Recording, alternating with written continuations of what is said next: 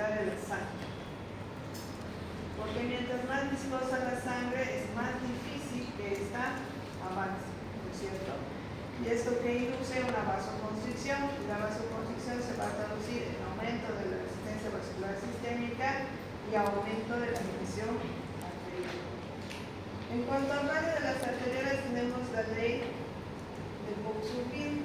¿Qué dice esa ley? Nos habla de la resistencia al flujo. ¿No es cierto? Es lo que les decía de la manguera, ¿no es cierto? Si queremos llegar más lejos y más rápido, presionamos la manguera. Al presionar la manguera, ¿qué estamos haciendo? Estamos disminuyendo el radio de la circunferencia de la manguera. Entonces lo mismo pasa en las arteriolas.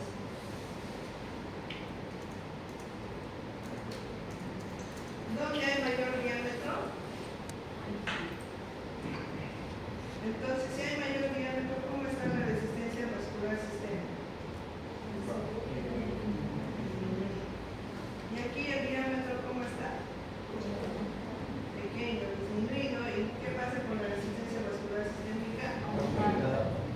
Entonces, eso explica esa ley, ¿no es cierto? La resistencia que ofrece la pared de los vasos al flujo de la sangre. Entonces, la tensión arterial con solo esas dos fórmulas, ustedes ya pueden saber de dónde viene. Si se afecta el gasto cardíaco, la frecuencia, la resistencia vascular sistémica, dependiendo de la patología de su paciente, van a ver cómo afecta la tensión arterial. Entonces, una vez que existen cambios en la tensión arterial, ¿qué es lo que sucede? Tienen que haber fenómenos de adaptación.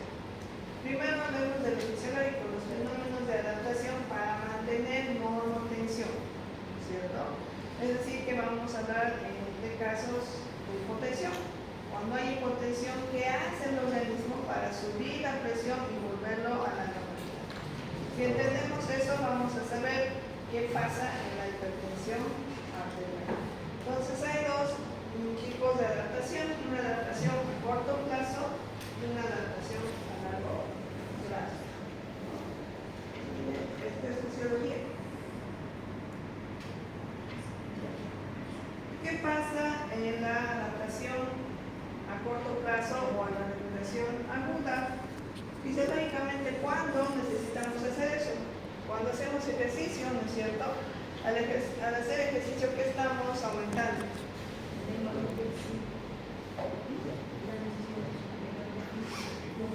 Estamos aumentando la demanda de oxígeno por el músculo. Entonces necesita mayor oxígeno y necesita llegar a mayor cantidad de flujo sanguíneo hacia los músculos. Entonces, ¿qué hace nuestro organismo? Aumenta la resistencia vascular sistémica, aumenta la frecuencia cardíaca y todo eso va a determinar que aumente la tensión arterial. En los cambios posturales habíamos visto, ¿se acuerdan? La hipotensión ortostática. Cuando hacemos cambios posturales de estar echados a pararnos o de estar sentados largo tiempo a pararnos, existe una caída de la presión arterial, ¿no es cierto? Y ante esa caída, ¿qué se activa? Inmediatamente la regulación aguda. ¿Para qué? Para que normalice la presión, porque si no lo normaliza, ¿qué vamos a tener? Un síncope ortostático, ¿no es cierto? Por ortostático. Y en otras condiciones que ya no serían fisiológicas, sucede la hemorragia aguda, ¿no? Cuando existe una gran pérdida de sangre o también durante la deshidratación, donde existe pérdida de la volemia, ¿no es cierto? ¿Qué es lo que necesitamos ahí? ¿Qué es lo que pasa con un paciente que entra en shock hipovolémico con gran pérdida de sangre o un paciente deshidratado también con shock hipovolémico pero no hemorrágico? ¿Qué cambios produce el corazón? Aumenta la frecuencia cardíaca, ¿no es cierto? Y empieza a realizar vasoconstricción periférica para tratar de elevar la presión. Pero sabemos que si no reponemos el volumen, nada va a mejorar, ¿no es cierto? Entonces, ¿cuáles son los mecanismos que nos van a ayudar en la adaptación aguda? Son mecanismos neurales y humorales.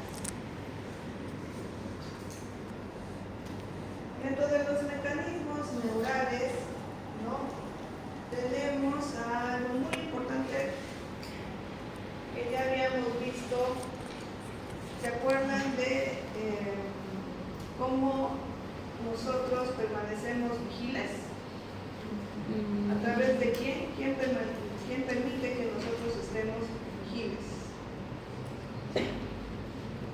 despiertos, conscientes, atentos, 100% ahí, activos? El sistema reticular ascendente, ahí está el locus coeruleus, que es el que produce en mayor porcentaje la noradrenalina, ¿no? Entonces la noradrenalina es un potente vasoconstrictor. También, ¿dónde lo vamos a encontrar?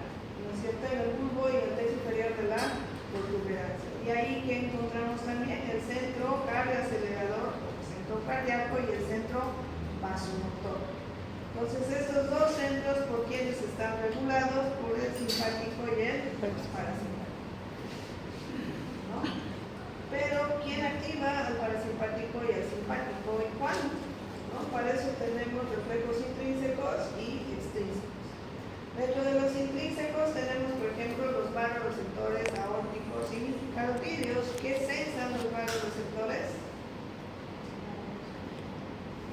¿Qué sensan?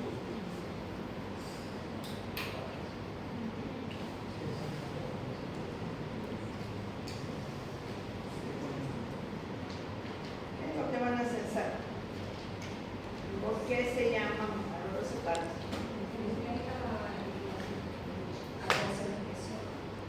Eso, detectan los cambios que hay en la presión arterial. Si detectan que hay una presión baja y hay hipotensión, van a producir la descarga de quién, o la activación de quién, del simpático, ¿no? Pero si hay hipertensión, entonces producirán la activación de quién? Del parasimpático, ¿cierto? Inhibirán al simpático y entonces el parasimpático va a tener vía libre para actuar. Luego tenemos los quimiorreceptores carotídeos. ¿Qué sensaban los quimiorreceptores carotídeos? Oxígeno, ¿no es cierto? Y CO2. Por lo tanto, si hablamos del oxígeno,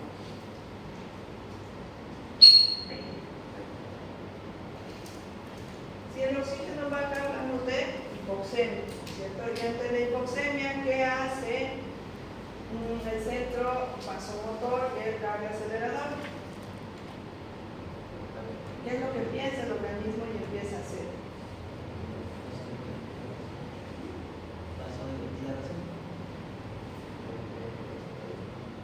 No hay oxígeno, ¿no es cierto? Hay poco oxígeno. Entonces, ¿qué es lo que piensan estos centros?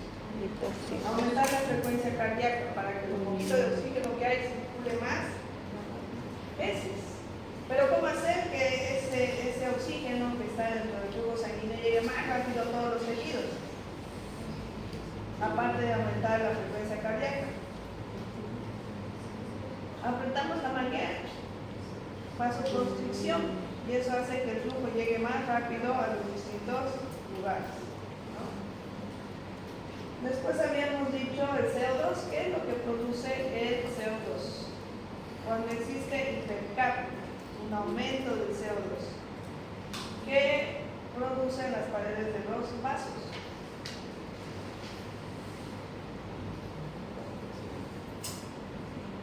Cuando hay hipercapnia hay cefalea. ¿Por qué? Por vasodilatación. Entonces la hipercapnia induce vasodilatación y la hipocapnia produce vasoconstricción.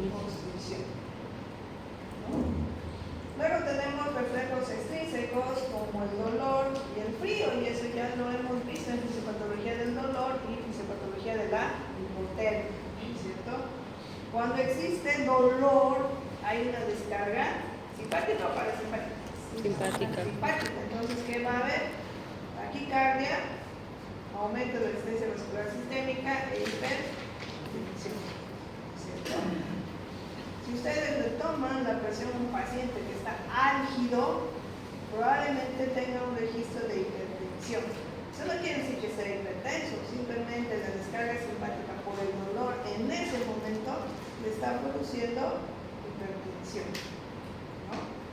Ahora piensen, si el dolor produce eso, que se da en un paciente hipertenso nivel 1, puede ser una crisis hipertensiva.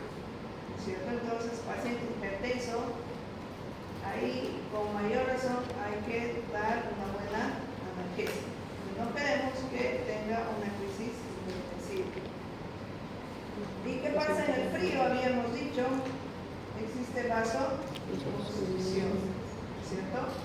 Todo este tiempo que ha estado haciendo frío, ¿cómo han estado sus manos? Frías, sus pies fríos, su piel fría. ¿Por qué? Porque había vasoconstricción y todo eso estaba llevando sangre ¿a dónde? A los órganos más importantes, ¿cierto? A su cerebro, a su corazón y a los riñones, ¿no? Y en cambio, cuando hace calor, ¿qué pasa? ¿Qué tenemos más bien? ¿Por qué tenemos vasodilatación? Eso nos ayuda a perder calor, ¿no?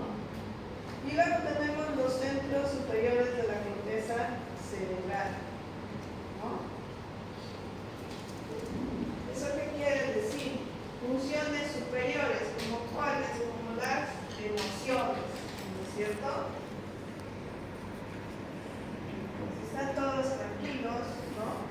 Y se acerca a la persona que les agrada, veamos si se les va a declarar. Si se han puesto que taquicardiza y si les mide su presión, van a estar perfectos, ¿no es cierto? Entonces, las emociones también pueden desencadenar. ¿Qué pasa con los pacientes hipertensos crónicos? ¿No? Tienen un disgusto o una felicidad suprema, ¿no? Existe una emoción inmensa, una descarga simpática, y el paciente hace una crisis hipertensiva, ¿no? Y probablemente puede ser un síndrome coronario agudo o puede ser una hemorragia cerebral, ¿no? Y no es nada raro, viene el paciente con deterioro neurológico, con signos de focalización, con el antecedente de una riña familiar o un disgusto familiar, se hace la tomografía y listo, ¿no? Hemorragia, entra con cuánto de presión, 100, 200, 120, ¿no? Entonces las emociones también pueden desencadenar hipertensión por una descarga simpática. El estímulo no viene solo de afuera, sino que es nuestra forma de reaccionar. No todos nos va a pasar así, ¿no es cierto? Hay quienes podemos controlar bien nuestras emociones y no vamos a sufrir taquicardia de crisis hipertensiva, ¿cierto? ¿Hasta ahí vamos bien? Dentro de los mecanismos humorales tenemos entonces el sistema de renina, angiotensina, aldosterona. De ahí, ¿quién es su principal representante? La angiotensina 2. ¿Por qué cuando exista una disminución del flujo sanguíneo a nivel renal, las células extraglomerulares que van a producir? Renina. La renina va a viajar, ¿no es cierto? Va a pasar por el hígado, va a convertir en angiotensina 1, luego angiotensinógeno, luego va a ir a los pulmones, en los pulmones ¿con quién se va a encontrar? Con el ECA, que es la enzima convertidora de angiotensina, y se va a convertir en angiotensina 2. Ahí hay angiotensina 2, pero aquí nos interesa la 2, ¿no es cierto? Y esta angiotensina, en sus receptores AT1, AT2, es un potente vasoconstrictor, ¿cierto? Entonces va a aumentar la presión y va a mejorar el flujo sanguíneo renal. Pero ¿quién más va a ir a estimular la angiotensina 2? Eso, la aldosterona. ¿Y dónde está la aldosterona? En los riñones. En la glándula suprarrenal. En la glándula suprarrenal. No nos vayamos tan arriba. Eso. Pero la glándula Va a ir suprarrenal. ahí a estimular y va a producir liberación de aldosterona. ¿Y la aldosterona qué va a hacer? Liberar agua y calcio. No trabaja con agua la aldosterona. ¿Qué trabaja? Sodio. ¿Cierto? Va a traer el sodio y el sodio, como es una mala influencia para el agua, también la va a traer. Ahora sí, hablemos del segundo mecanismo, que es la vasopresina o la hormona antidiurética. Ahora sí, ¿qué hace la hormona antidiurética? Absorbe agua. La absorbe. Hormona antidiurética. Va a inhibir la diuresis y va a detener agua, ¿no es cierto? Y las catecolaminas, que también son parte del sistema nervioso autónomo y constituyen también mecanismos humorales, van a producir lo mismo: el simpático vasoconstricción y taquicardia, y el parasimpático todo lo contrario. Entonces, todo esto sucede en un estado de deshidratación severa. Inmediatamente disminuye el flujo sanguíneo renal, ¿no?, por debajo de 70, 65, y se activa el sistema de renina-angiotensina. Aumenta la vasoconstricción, trata de mejorar la perfusión renal, se activa la hormona antidiurética. ¿Por qué? ¿Por qué se activaba? ¿Se acuerdan? Ya se activa. Es otros receptores, pero no es varo ni es químico. ¿Qué es?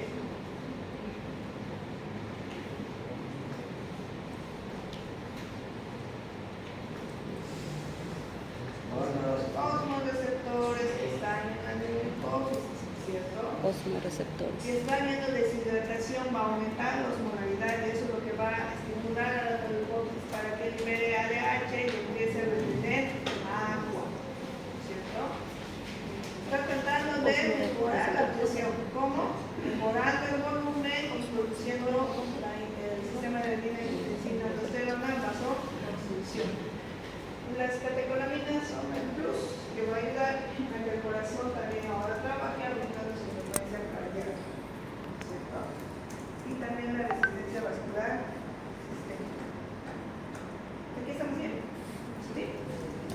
Ahora vemos de la regulación a largo plazo.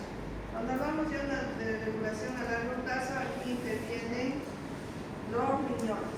Ya lo anterior que hemos visto va a producir una regulación en segundos a minutos, pero aquí va a ser horas, días, semanas, incluso meses. ¿Y qué es lo que van a hacer los riñones? Van a regular el volumen extracelular, ¿no? Si ven que hay una disminución del volumen circulante efectivo, van a empezar a retener, ¿cierto? Van a retener electrolitos. Pero si ven que estamos congestivos, con aumento de volumen, los riñones, ¿qué van a hacer? Van a empezar a perder agua y electrolitos.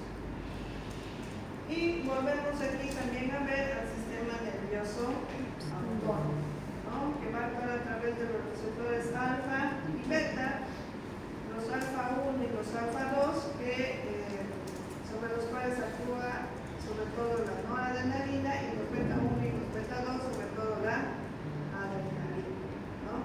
La adrenalina, ¿dónde actúa más? ¿En los vasos o en el corazón? En el corazón. En el corazón, ¿cierto? Y un poco en los vasos, la noradrenalina más en los vasos y no tanto en el corazón. Entonces esa sería la forma de regulación a largo plazo. Entonces ya entramos ahora, hasta aquí hay alguna pregunta en fisiología. ¿Cómo se regula la presión arterial? Hemos visto lo fisiológico normal, que hace nuestro cuerpo cuando baja la presión para aumentar, ¿no? ¿Preguntas? ¿No? Mecanismos rápidos, mecanismos a corto plazo y mecanismos a largo plazo, ¿cierto? Respuesta neurohumoral en el primero, y en el segundo es ya el trabajo de los riñones, regulando el volumen extracelular. Entonces, si no hay preguntas, pasemos a ya ver qué es la hipertensión arterial. Entonces, la hipertensión arterial, ¿no?, ya hemos dicho, hemos visto sus aspectos epidemiológicos, ¿no?, y se refiere a un aumento de la presión arterial por encima de ¿cuánto? De 120 Por encima de 120/80. Pero sabemos que no todos manejamos esa presión. Con la edad, es cierto, y el envejecimiento celular y la aterosclerosis y todo eso, va a existir un aumento gradual de la presión a medida que vamos envejeciendo. Pero a esta edad, yo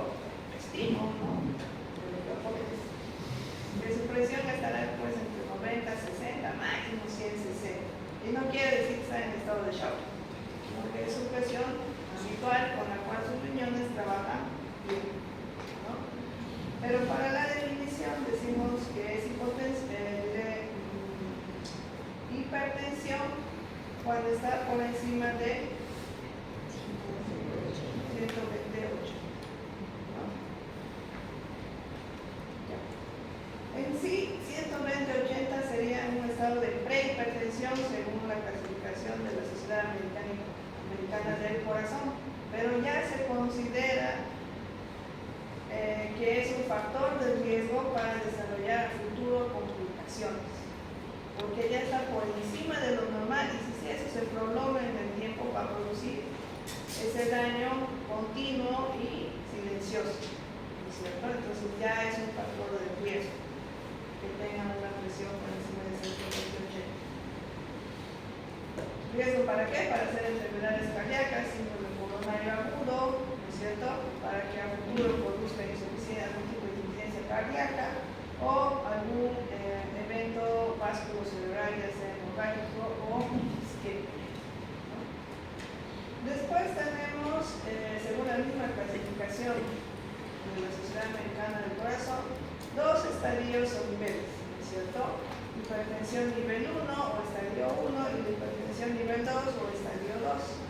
En la hipertensión estadio 1, cuando tenemos de límite la sistólica que está arriba de 130 a 139 y la diastólica 80 a 89.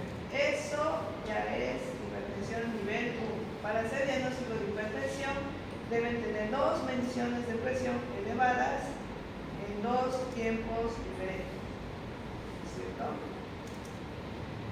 Y el estadio 2 sería una presión arterial de mayor a 140 o mayor a la diastólica mayor a 90. Eso se llama estadio 2. Ahora bien, cuando la presión se dispara por encima de 140 a 90, eso ya puede considerarse una crisis hipertensiva. Los síntomas, ya sabemos, usualmente los hay, un enemigo silencioso, ¿no? Y en el tratamiento principalmente vamos a ver que es el cambio en el estilo de cambiar la dieta, hacer deporte, líquidos, ¿cierto? Todo eso nos va a ayudar a controlar en gran medida la presión. No esperemos controlar la presión rápido en un paciente obeso con hipercolesterolemia, va a ser más difícil controlar su presión. Tiene que cambiar su estilo de vida para mejorar. Hay quienes cambian su estilo de vida y no necesitan antihipertensivos, ¿no? Con solo cambiar su estilo de vida, mejora. Factores de riesgo, ¿cuáles serían? Si digo que tienen que tener un buen estilo de vida. Obesidad, el dicho, ¿qué viene con la obesidad de la mano? Sedentarismo. ¿Qué más? Entonces un paciente que tiene que moverse, por eso dicen que el movimiento es salud, ¿cierto? ¿Qué más? La edad. Bien, la edad es importante, ya les he dicho, a medida que uno envejece, también va ascendiendo y se ve que su presión arterial. ¿Qué más? Tabaquismo. El tabaquismo, ¿qué produce el tabaquismo? La pared de los vasos, lesión endotelial, ¿no es cierto? Liberación de endotelina, y la endotelina es un potente vasoconstrictor. ¿Qué más? ¿Qué? Antecedentes familiares. Ya, antecedentes que haya en la familia, los padres, abuelos o hermanos también con hipertensión. Enfermedades metabólicas como la diabetes mellitus también puede inducir hipertensión, ¿no? A medida que va produciendo ¿qué? Nefropatía diabética, ¿no? ¿Qué más? Eso, la dislipidemia, ¿no es cierto? No piensen que solo los que comen su churrasquito fin de semana son los que tienen dislipidemias, ¿no? Hay los pacientes que son metabólicamente obesos o tienen hiperdislipidemias familiares, ¿no? En los valores de triglicéridos están por encima de los 400. 400. ¿No? Uno le saca sangre y esa sangre es lechosa, ¿no? La centrifuga y tiene ahí su capita lechosa por la cantidad de triglicéridos que tiene. Entonces, un paciente delgado, bueno, los compañeros, ¿no? Puede tener hipertensión, puede tener dislipidemia, ¿no? Porque a esos pacientes se les llama metabólicamente obesos. Por fuera están flaquitos, pero por dentro tienen todos los cambios de un paciente obeso. ¿Qué más? Entonces, si ya sabemos que existe y qué es la hipertensión, ¿no? Diremos que la vamos a clasificar en la hipertensión primaria, esencial, ¿no? Y la hipertensión secundaria a la patología.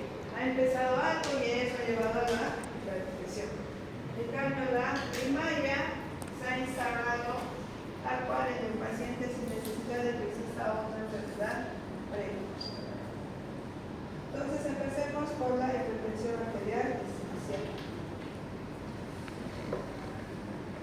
Bueno, muy rápido me dicen que repita. ¿Ya? Entonces, ¿qué es lo que se piensa en cuanto a la hipertensión esencial? ¿Por qué se da?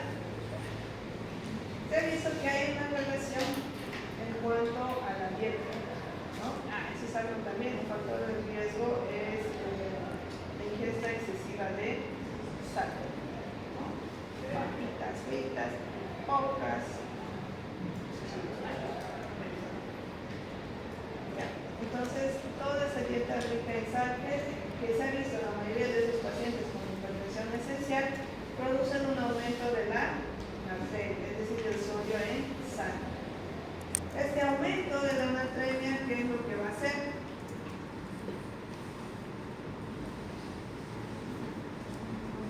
Va a aumentar la osmolaridad plasmática, ¿no es cierto?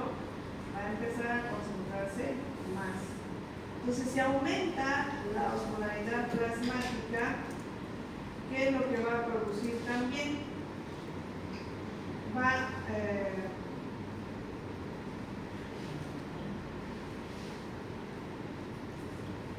a producir que si hay mayor osmolaridad dentro del intravascular, el extravascular le ceda que agua, le va a ceder agua al intravascular. ¿Por qué? Porque necesita diluir, va a sentir la célula que afuera está hiperosmolar. Entonces, para tratar de regular y que eso no le dañe, va a empezar a ceder líquido, ¿no es cierto? Y eso va a ser bueno. Se supone que sí, porque lo que quiere en un inicio es reponer la bulimia, entonces no van a decir por qué la bulimia. Cuando aumenta la osmolaridad plasmática, ¿no? Se activa el sistema de renina, angiotensina, aldosterona. Y también se va a activar la hormona antidiurética. ¿No es cierto? Habíamos dicho que la hormona antidiurética se va a elevar. ¿Por qué? Porque los hormonoreceptores van a sensar ese aumento de la osmolaridad y van a empezar a retener más agua. ¿Y esa agua qué va a hacer? Va a aumentar el volumen, vascular, se va a aumentar la bulimia. Y la aldosterona, ¿qué va a producir? Retención de sodio. Más agua todavía, aparte de la que ya está reteniendo la hormona antidiurética. Y este aumento de bulimia que va a estar en el intravascular, ¿qué va a producir en el corazón? ¿El aumento de qué? Aumento de la precarga. Va a aumentar el gasto cardíaco, ¿no es cierto? ¿Por qué va a aumentar la precarga? Hay mayor bulimia va a llegar al corazón. Entonces aumento de la precarga. ¿Y qué va a hacer el corazón con tanto líquido que está recibiendo?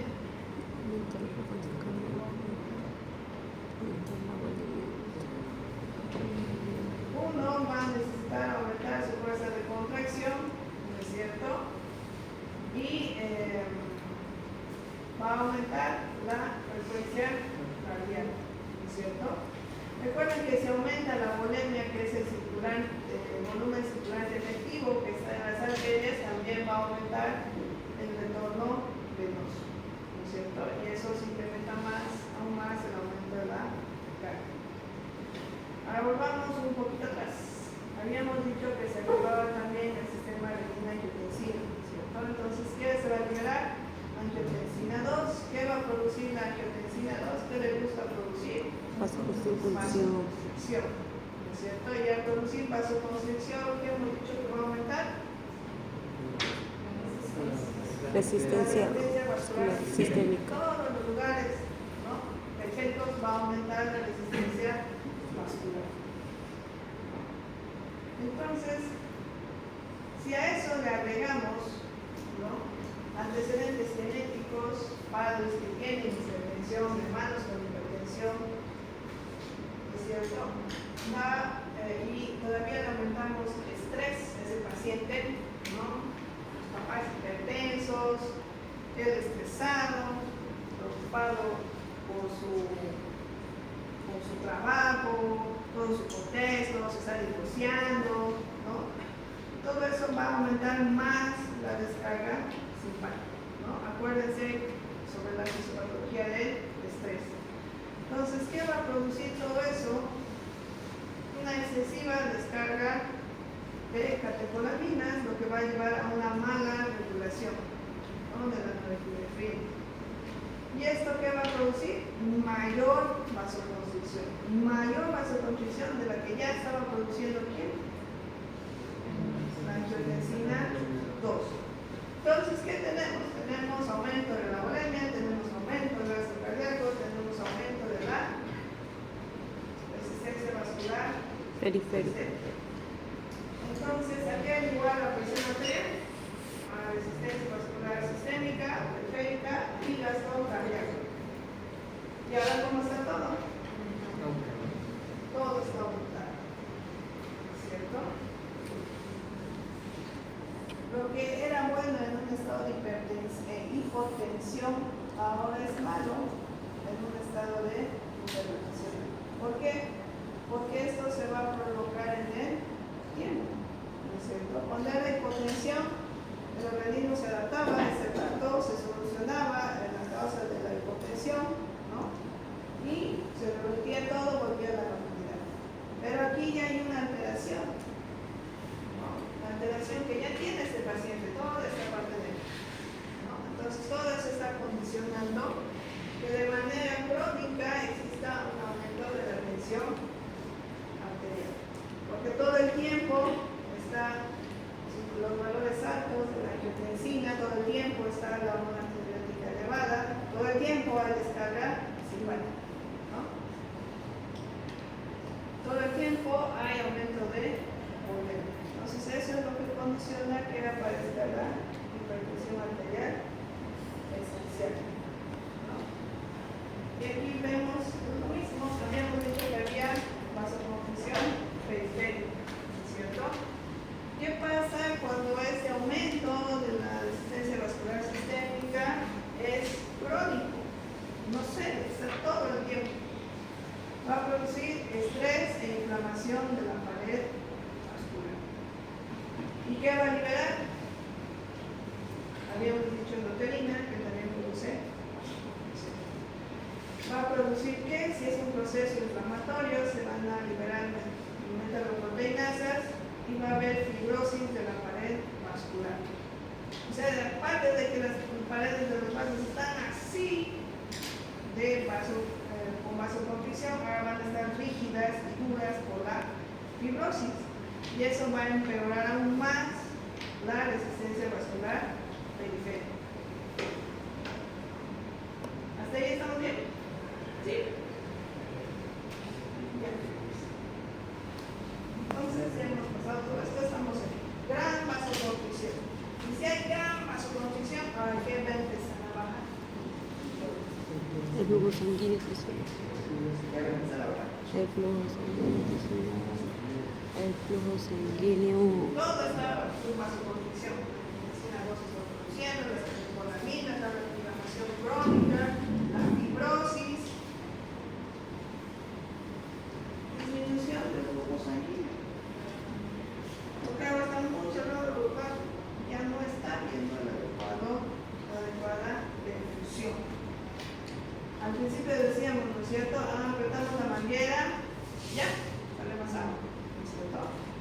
Pero si continuamente eso está comprimido cada vez más y más y más, va a disminuir el flujo sanguíneo.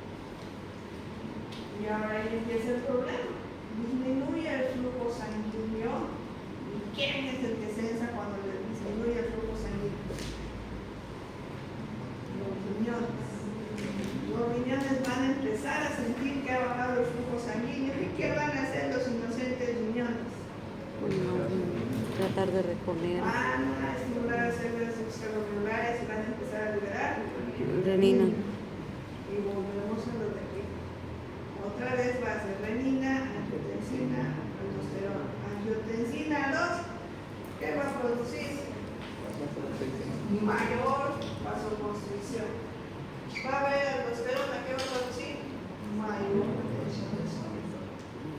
Va a producir ADH, mayor retención de volumen, mayor gasto cardíaco, ¿no es cierto?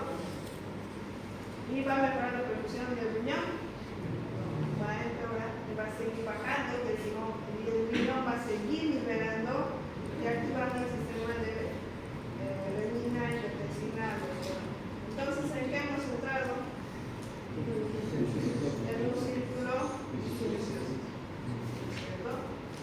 Y a medida que disminuya el flujo sanguíneo renal, ¿qué va a empezar a aumentar? Va a empezar a aumentar la urea y la creatinina. ¿No es cierto? Entonces, los riñones tenían que ayudar. Y ahora lo arruinó todo. ¿No es cierto? Entonces, ese es el mecanismo fisiopatológico de la hipertensión primaria o esencial.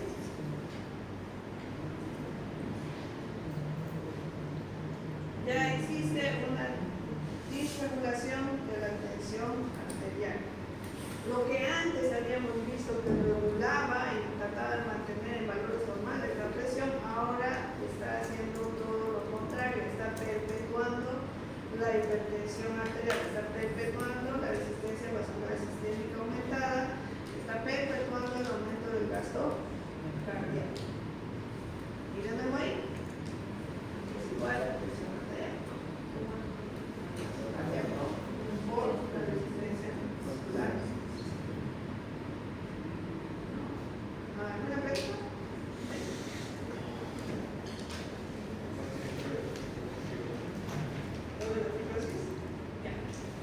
Habíamos dicho que la continua vasoconstricción o el aumento de la tensión arterial, ¿no es cierto?, en las paredes de los vasos, estar sometidos a esa presión continua, va a desencadenar un estrés celular, ¿no?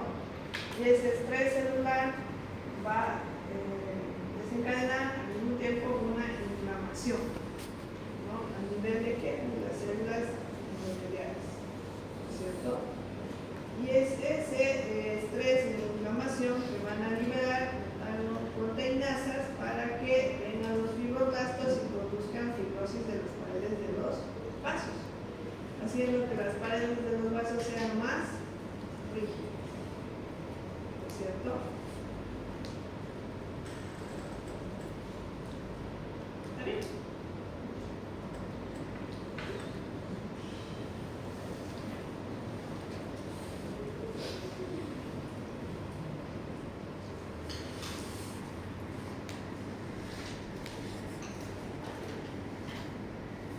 Entonces ahora hablamos de la hipertensión secundaria, es decir, que hay una enfermedad de base que está induciendo la hipertensión. Entonces aquí tenemos, por ejemplo, afectación de la glándula adrenal. Y ahí tenemos el hiperaldosteronismo primario, ¿no es cierto? Que es lo que se conoce como síndrome de Cohn.